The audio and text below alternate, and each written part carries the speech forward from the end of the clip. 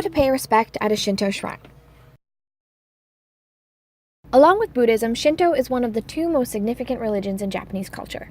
Some of Japan's most spectacular and famous tourist attractions are Shinto shrines, like Tokyo's Meiji Shrine and Kyoto's Inari Shrine, so it's helpful to know how to behave appropriately at these locations when you visit Japan.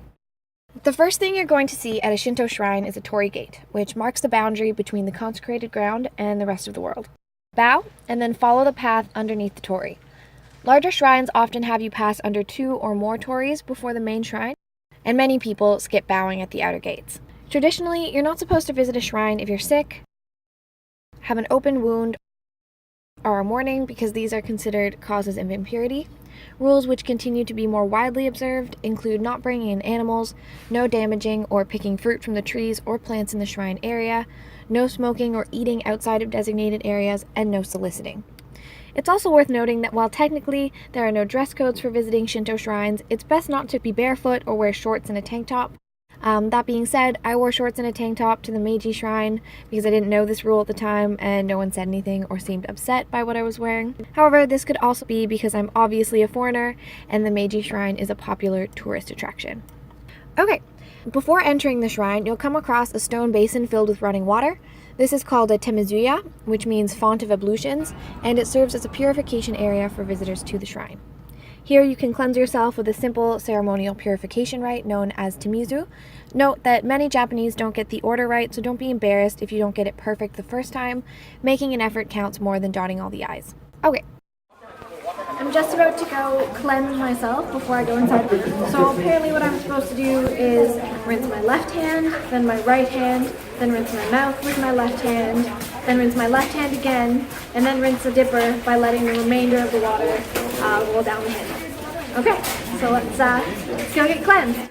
So once again, that's rinse your left hand, then your right hand, then rinse your mouth with your left hand, then rinse your left hand again, then rinse the dipper by letting the remainder of the water roll down the handle, and then you're done.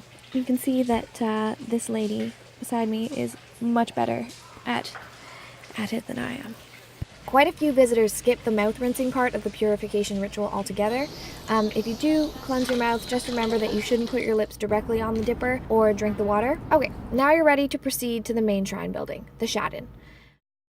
Bow slightly to the inner Torii Gate, and then proceed. Don't walk in the center of the path because that's considered a kind of bragging. In front of the main shrine, you'll find an offering box, the Saizen Bako.